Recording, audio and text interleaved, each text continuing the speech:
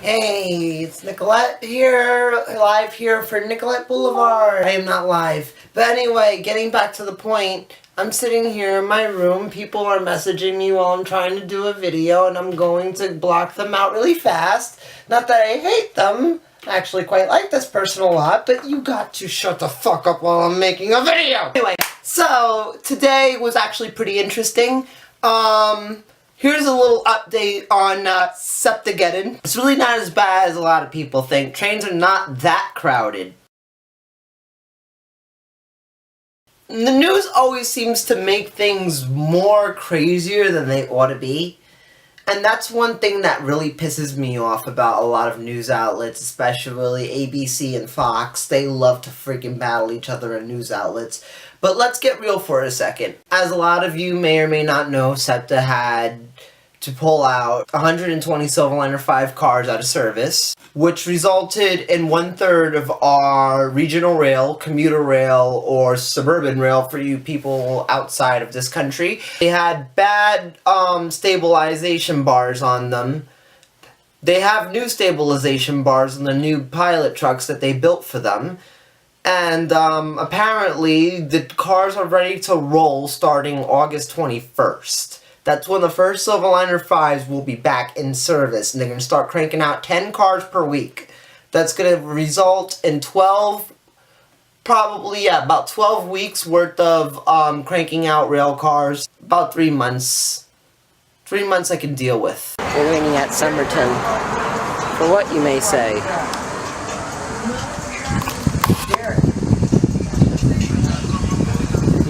If you can read that. And if you can, it means that my train is 22 minutes late. Almost a half an hour. Now, for a train system that has 120 rail cars down, I understand they're trying to do their best, but if you're running hourly service, this is unexcusable. 25-minute delays is not something I would consider even close to excusable. This is honestly disgusting. Within that 3-month period, that's when our Silverliner fleet will be pretty much at balance. Because of the fact that we had to take our Silverliner 5 cars out of service, we had to borrow trains from New Jersey Transit, MARC, and Amtrak. Now, the problem with being leased is that we're paying a lot of money per day to run these trains. So SEPTA has to run them strategically on express trains, and sometimes they'll even throw them on wildcat trips on regular local trips just to the fact of using these cars. They want to use these cars. So we've been seeing more of these cars out on the rails than the actual SEPTA push-pull cars that you normally see with the locomotive and the rest of the cars hanging behind them. And on top of it, they're starting to put the New Jersey Transit Metro North links. I've been seeing 8, 7-car trains a lot more often than the normal 6 and 5. And let me tell you, it is a sigh of relief considering I've been on some trains that can get really freaking crowded. One of the coolest things, though, that I like about the new train sets running out there is that you get a chance to see equipment that you normally don't see every day. You probably noticed I've been chasing the MARC set a lot. Yeah, I don't see MARC a lot. I live in freaking the middle of New Jersey. If I really wanted to see a New Jersey Transit train, I go to Matawan. If I really wanted to see an Amtrak train, I go to Metuchen. There's really no need to go out of my way to go and see an Amtrak train, especially an Amtrak train running local on a line that you normally see it running express. Like, Amtrak already runs on those tracks. And just because the fact that it's stopping at Wynwood and all those little itty bitty stops in between is going to make me run out there and take a video, maybe, maybe not. But I will say this, it's not that interesting to me. Like I said, if I really wanted to see a New Jersey Transit train, I would go to freaking Matawan 15 minutes away from my damn house. You know what? I like to speak logic in a lot of things, and this is my problem with SEPTA and the way they've been running certain things.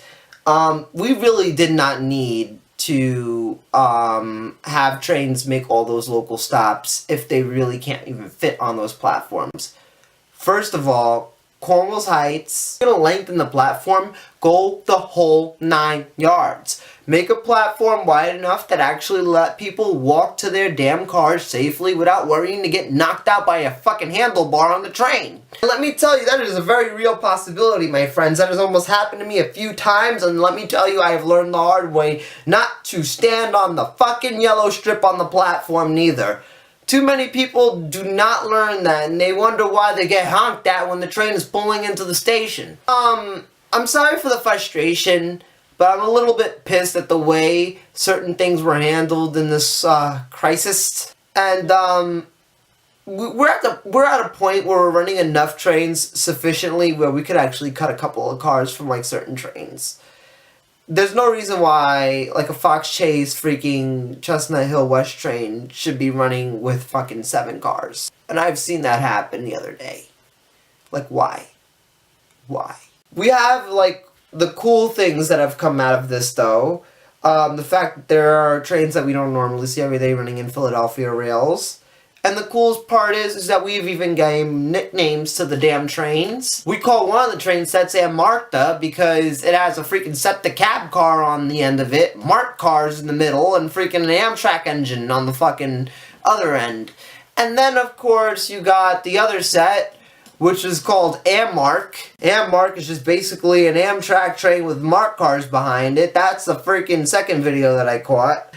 Oh yeah, by the way, this dress right here, I kind of dressed up like Alice from Wonderland, in case you haven't noticed. Hello, I'm Alice, and I am in SEPTA. I don't know where I am right now, but I'm seem to be stuck at a place called Derby. And, I seem to have lost my way back home. I did see a bunny rabbit run by earlier. He was saying he was late for something. I think he had a train to catch. I'm not sure. But I did see a cat in a tree earlier. He told me that things don't always seem the way they always seem, I guess. I don't know what that means, but I have to find the Mad Hatter right now because apparently he's going to help me get home. Hopefully I can find myself home because I am bored, stuck at the train station, outside of the place they call SEPTA, I guess. Oh my god, it is bright today, and it's very hot. Very, very hot. Oh my god. Couldn't do that one straight face. I'm gonna go now, it's pretty late. This is Nikki out.